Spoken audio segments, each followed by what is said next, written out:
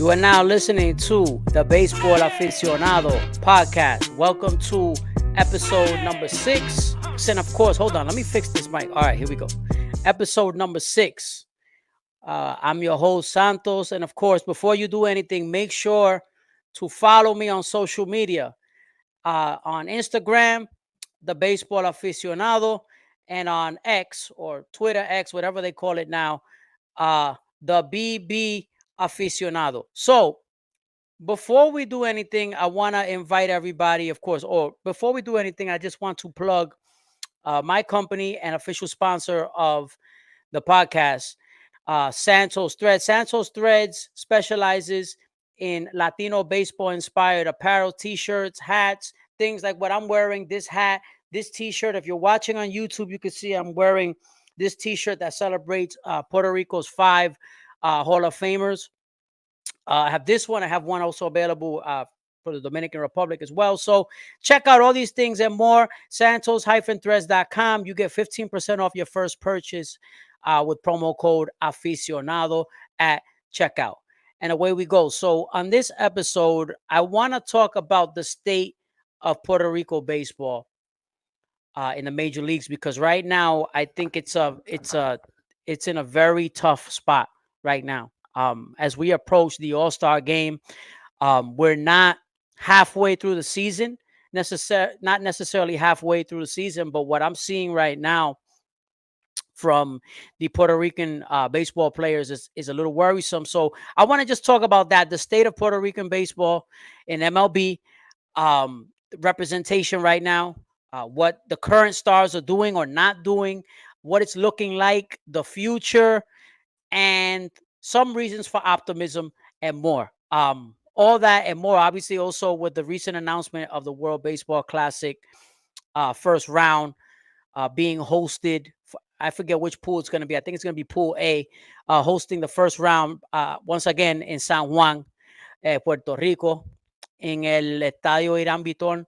So that would be interesting to see, but in 2026, the 2026 World Baseball Classic. But before we do any of that, what I want to do is, make sure that if you're watching on YouTube, please hit the like, subscribe, comment below. It helps everything grow, and I want to keep the interaction going as well. So I appreciate that.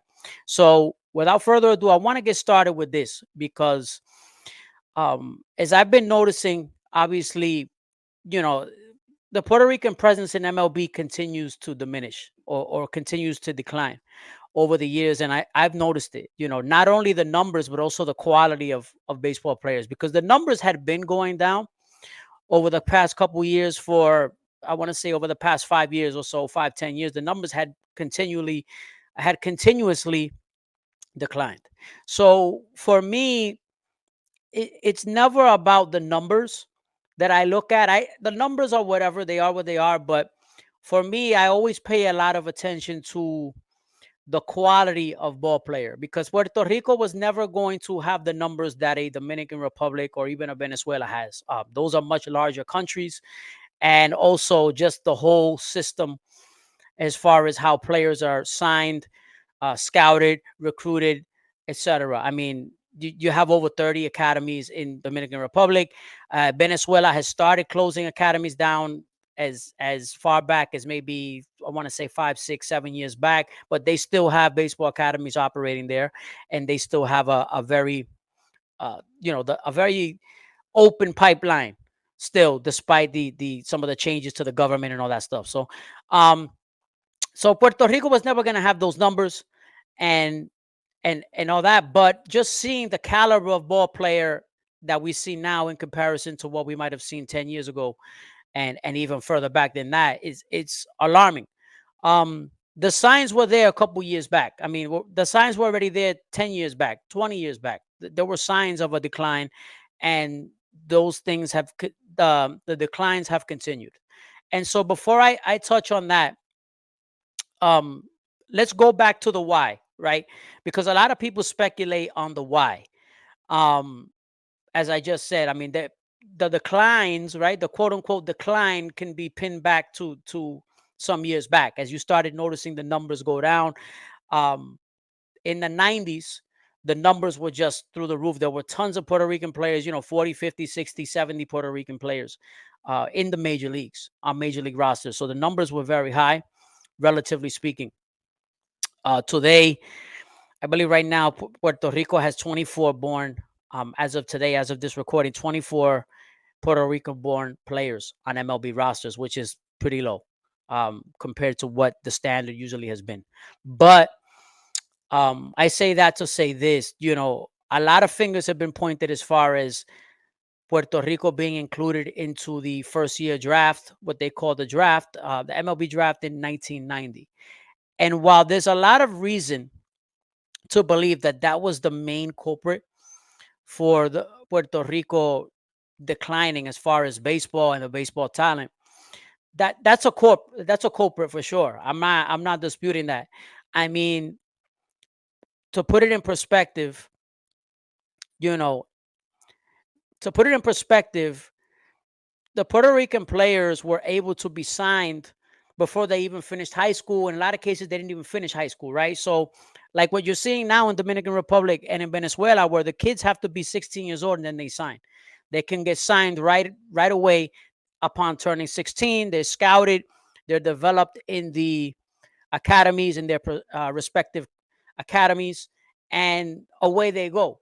Whereas in Puerto Rico, you have to wait until you're 18 years old or 17. Some kids graduate at 17, 18 years old. You have to finish high school. So you have to graduate from high school and then you can enter the draft to be to then obviously achieve your goal of getting into the minor league systems and getting to a major league organization. So right off the top, the Puerto Rican kids are at a huge disadvantage. The Puerto Rican kids, if you put that in perspective, that's on average 1.5 to 2 years lapse in potential development, right? Because you put it this way, you sign a kid out of Dominican Republic, 16 years old. The Puerto Rican kid gets drafted at 18, right? Let's say on average, kids graduate around 18 years old. The kid just finished playing high school ball and then is going to go play in rookie ball or even Dominican Summer League, depending on where they send the kid for the organization, right? The kid goes into the league, and those are 2 years of the potential development that the Dominican or Venezuelan or Cuban or any other kid may have over the Puerto Rican kid. So what does that mean? A lot of times the Puerto Rican kids will come up to the major leagues. When they finally get called up to the major leagues, they're a little bit older already, because those 2 years of development time, they didn't get those years of development time, which is why before Puerto Rico entered the draft, you had some of the best talent that Puerto Rico ever had. As a matter of fact, you had the best talent Puerto Rico ever had. Ivan Rodriguez made his debut in the major leagues as a teenager. Now you'd be hard pressed to see another Puerto Rican kid making his debut as a teenager. It would be super difficult. I mean, the last Puerto Rican to make his debut at the major league level, even at 20, was Carlos Correa. Carlos Correa made his debut for the Astros at age 20, and he went through the system, was a first overall pick, and got drafted straight out of the island. So that's as young as it gets potentially for a lot of these Puerto Rican kids. So let me talk about the disadvantages of Puerto Rican kids. So look at all these kids that Puerto Rico has to compete with against on the American level. Because remember, because Puerto Ricans were placed in the draft, they have de-incentivized investing in Puerto Rico. And this is the part that bothers me, because every year I look at the drafts, I look at the mock drafts, and occasionally you get Puerto Rican kids that are highly touted, right? Highly touted, that will go in the first 4 or 5 rounds. But now, lately, you're not getting those Puerto Rican kids going in the first 2, 3 rounds. It's rare. You don't get them as much now as you were maybe 10 years ago, which is very discouraging, because I'm noticing that a lot of these, I feel, and again, I don't have scientific evidence or data to back this up, but I feel like a lot of these Puerto Rican kids are at such a disadvantage because they're not even being noticed. They're not even being scouted, because MLB has de-incentivized has taken away the incentive of investing in Puerto Rico, because these teams look at it like, hey, why am I going to invest in a Puerto Rican kid at 18 years old coming straight out of high school? I got to take an extra trip to go to Puerto Rico when I can just recruit in whatever, in Florida or California. I can scout here in the States. What is the incentive for me to go to Puerto Rico to go scout a kid? Especially given the fact, being quite frank, that the talent level that has come out of Puerto Rico in recent time has not been, it's almost like the chicken or the egg. It's like the talent has not been as good as what it was in the past. So they feel like it may not be worth their while, but also they look at it like, why am I going to scout there when I can just scout right in my backyard or in the United States and find the same kids? And even sometimes kids right out of college who are ready for the major leagues at a much quicker pace, as opposed to 3, 4, 5 years of development for a Puerto Rican kid most of the time out of high school to have to develop. So what are some of the things that the Puerto Rican kids have had to do to counteract this, to get on their radars? Because, some of the things that the Puerto Rican kids have had to do to get on these draft radars is, a lot of times the Puerto Rican families have had to make sacrifices and move stateside to get noticed, to get on a radar, because nobody's paying attention to Puerto Rico. You can't tell me that there's no talent in Puerto Rico. There is. Believe me, there is. I've spoken to a lot of sources. I have sources that are unbiased sources, not just Puerto Ricans. People have told me there's a lot of talent in Puerto Rico. They're just ignoring it. They're not paying attention to Puerto Rico enough. MLB has turned its back on Puerto Rico completely. Not completely 100%, but they don't. So MLB needs to find a way to incentivize drafting and scouting in Puerto Rico again. I'll get to that in a second. But what a lot of these Puerto Rican families have had to do is move their families to Florida. We've seen this. I mean, perfect example, and I've been on record of saying this before, Puerto Rico was saved by a draft that happened about 10 years ago. The drafts that occurred 10, 11 years ago, with the Lindor Baez draft, and then the year after that, the Carlos Correa draft. Those drafts saved Puerto Rican baseball as we know it at that time. But what happened? There's been more dry spells in between. You had Hurricane Maria years later. That slowed the development. It took Puerto Rico and the academies years to recover from Hurricane Maria because of the lack of infrastructure and the lack of support. And so I'll get back to what I was saying about MLB. MLB needs to find a way, and I don't have the answer. I don't. Yo no tengo la solución. I have ideas, but I don't know what is feasible, what's not feasible. I know this. I think Puerto Rico needs another baseball academy, but that is funded by the MLB. Like mostly funded by MLB. They need an MLB-led academy. Right now, as of now, there are 3 major baseball academies in Puerto Rico. There are other smaller ones, but there's 3 major academies in Puerto Rico. You have the Carlos Beltrán Baseball Academy, you have the International Baseball Academy, and you have the Puerto Rico Baseball Academy. I mean, compare that to what Dominican Republic has, 1 academy for all 30 teams. I mean, hello, like Puerto Rico's operating at a major disadvantage. And I'm not saying that Puerto Rico needs to have 30 academies. The demand is not there to have 30 baseball academies. But I do think that if Puerto Rico were to get another academy, one more academy at least, that was more streamlined with MLB, where they would pump some of those resources into development. The development is important. The scouting is important, but the development is even more important. The development from high school up, or even before high school too, those things will go a long way. And I feel like those things are crucial for the future of Puerto Rican baseball, because it's crucial. And so families have had to move to Florida to get exposure. So those drafts, as I had mentioned, Francisco Lindor went to a high school in Florida. He had to move from Caguas, Puerto Rico, to go pursue his dream to play baseball. Javier Baez from Bayamón, Puerto Rico, had to move to Jacksonville to go to high school so that he can get noticed. Now, Carlos Correa was the exception to the rule. Carlos Correa was drafted and developed right out of the Puerto Rico Baseball Academy, which kudos to him and to them.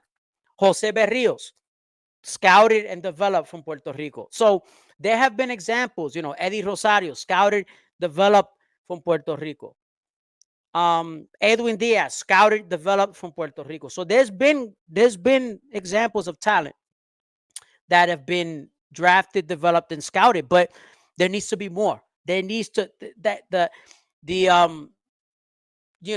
there needs to be a way to incentivize drafting and developing in Puerto Rico, and I think MLB needs to really take a bigger hold of it. Again, I don't know how they can do that, but MLB needs to get a bigger hold of it to help scout, develop, in an academy setting. Have another academy. I think Puerto Rico can have another academy. I really do. I believe they can. I'm not saying they need 30. Like I said, they don't need 30. They don't need 20. They don't need 10. They need another one. Another major baseball academy that is run by MLB. And I think if enough people yell about this and talk about the importance of this, I think it can get done. I really believe so. But we need to all get together to say that it's a big deal, because Puerto Rico has an outstanding legacy when it comes to baseball. It does. Now, let me get back to the present day. I'm going to talk about why I'm concerned about baseball, Puerto Rican baseball at the major league level, and why there's some reason for optimism. So first, I'm going to start with that part, the negative part, or the reason for concern. I'll make the argument, and I've been paying attention to the Major League Baseball season, obviously the whole season. I have a very bad feeling that this will be, and I don't know, I have to look up the numbers. The statistic, Puerto Rico could go without having an all-star this year. Puerto Rico could potentially not have one single all-star. I know it sounds crazy, and I don't know how long it's been since Puerto Rico hasn't had a single all-star, but I'm guessing you got to go back decades. I mean, you got to go back probably at least more than 3 or 4 decades. So that's on the table right now. I'm talking about a Puerto Rican-born player being an all-star. Forget National League or American League, in any league.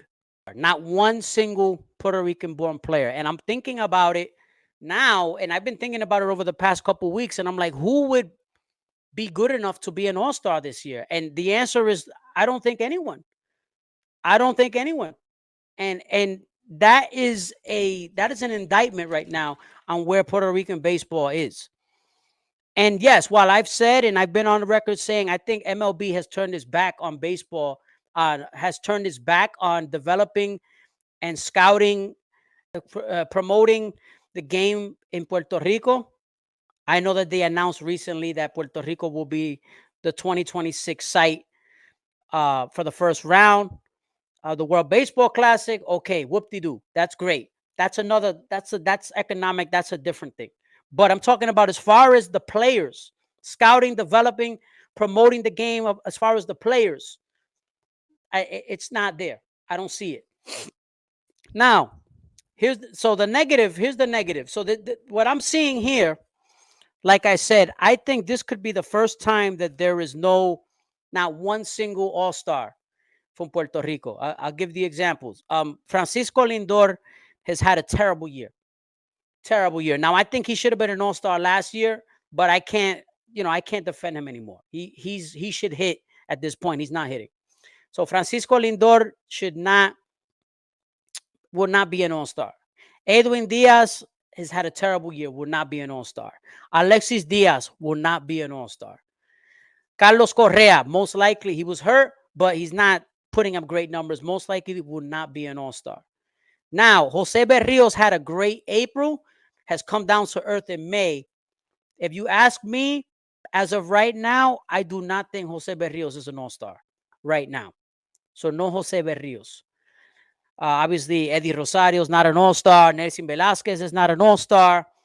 Who else? There's nobody else. These guys are not all-stars. And it sucks.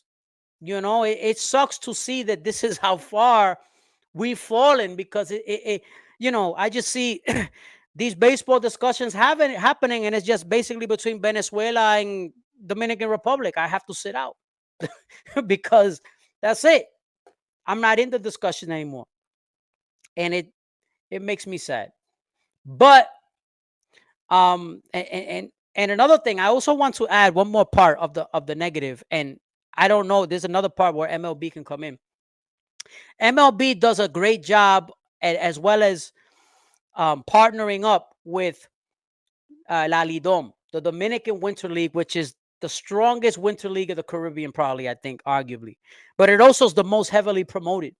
And I feel like saying, hey, the Puerto Rican League is here too. Like, I feel like the Puerto Rico League has had a lot of ups and downs, and it's gotten better. It's doing better. It's being better promoted.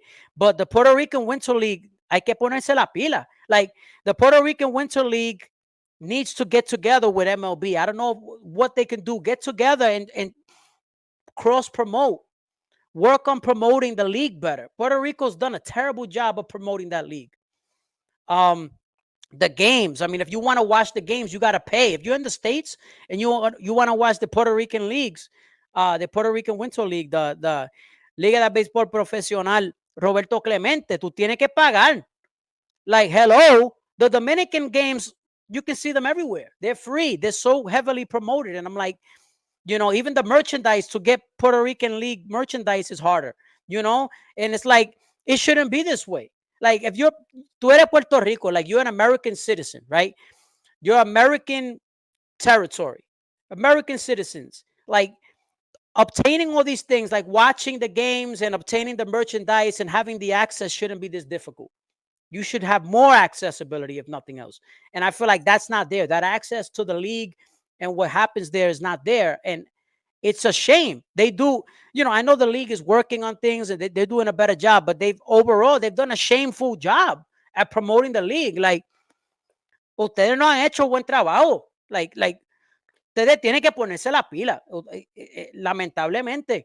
Like, porque las otras ligas se la están comiendo el culo.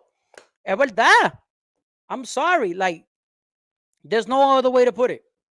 You guys are not doing a great job at promoting the league. So now, again, I don't know what is available as far as Major League Baseball and Puerto Rico working on stuff together. They should, because the Dominican League does stuff with MLB all the time. So I think, MLB, hello, reach out to Puerto Rico. Puerto Rico, reach out to MLB. Get together, cross promote. Let's get it. Let's make people so that there's more awareness. And I think Puerto Rico, which has, if you look at Puerto Rico, the Puerto Rican Winter League's history is illustrious. The Puerto Rican Winter League has more Hall of Famers have played in the Puerto Rican Winter League than any other league. Look it up. So but we seem to have this notion or this idea that the Puerto Rican Winter League is like inferior or whatever. Like, no, I mean, it's had ups and downs, and I think it's on the uptick now, but keep the momentum going. Don't drop the ball. Because I think the Puerto Rican Winter League, La Liga de Béisbol Profesional de Roberto Clemente is an important league. And we need to keep it growing and modernizing and adapting to the new times. I mean, we're in a digital age. Like, there's no excuse to not have accessible content to everybody. There's no excuse. Like, there's nada de eso de just the audio was available. Like, nah, pa'l carajo con eso. Like, hay que tener todo el contenido, todos los juegos disponibles para la gente, porque, coño, la gente quiere seguir los juegos también, que viven aquí en Estados Unidos. So, that's that. So, now here's the positive. Here we go. I'm going to get to the positive. So, recently, the Guardians called up one of their top prospects from Puerto Rico, Johnathan Rodriguez, outfielder for the Guardians. Power hitting, good defensive player. And I have high hopes for him. I think he has an opportunity to turn into a good player, but it's a wait and see. So that's a reason for optimism. And obviously, former first-round pick for the Giants, Heliot Ramos, has done really well for the Giants. He and Luis Matos, the Venezuelan player, have done a great job of sparking the San Francisco Giants.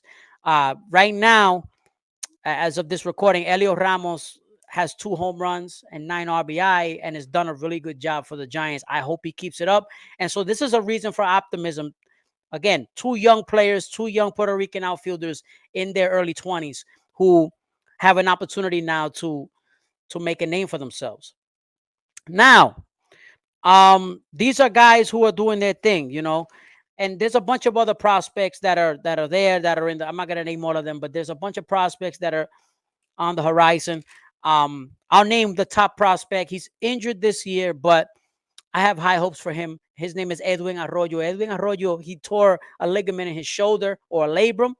And for the Reds, he is a top prospect. He is a guy you need to watch. He's a switch hitting shortstop, has speed, power. Reminds me a lot of Francisco Lindor. Very elite defender, and I think he's missing the whole season, but I can't. He's only 20 years old, but I can't wait till he comes back. I have high hopes for him. So these are young guys who we hope to build Puerto Rican baseball around in the future. So before I finish, I want to acknowledge the young-ish players in the major leagues who need to step it up, because I had mentioned the disappointing performances from other Puerto Rican players who are already there in the major league. So these are the young-ish Puerto Rican players. Jose Miranda missed the whole year last year with a torn, I think he also had a torn labrum in his shoulder for the Minnesota Twins, third baseman / first baseman for the Twins. He needs to be consistent. He's only 25 years old, but the time is now. He's getting a chance to play every day, so he needs to keep it going, and I like what I've seen so far. Nelson Velasquez with the Royals. A lot of power, outfield power hitting prospect. Did very well last year in his first real tour of duty in the major leagues. This year, he's kind of regressed. He needs to find consistency. And last but not least, MJ Melendez. He's not from Puerto Rico, but he's of Puerto Rican descent and obviously played for Puerto Rico in the World Baseball Classic. MJ Melendez with the Royals is absolutely lost at the plate right now. I think he needs to go back to the minors and find himself, but he has a world of potential, and hopefully the Royals continue to push him and he can somehow come out of it. So that was kind of that was the gist of everything I was discussing. I mean, like I said, just to tie it back around, if Puerto Rico doesn't get their act together, there will be nothing to go to. There will be no va a haber fiesta en el 2026 in the World Baseball Classic. So, porque hay que tener talento para competir. Para poder competir en ese torneo, hace falta talento. Hay que tener talento, porque va a haber un montón de equipos bien montados, bien, ya tú sabes, fuerte. Así que hay que competir. Y sin talento, pues, no hay forma de competir. Without talent, you can't compete. So that's it. Let me know, guys. Share your thoughts. Comment below. Let me know your thoughts. How can we fix baseball from Puerto Rico? What are your thoughts? Let me know. How could baseball be fixed in Puerto Rico? What is going on? Let me know. Comment below. And don't forget to follow me on social media as well.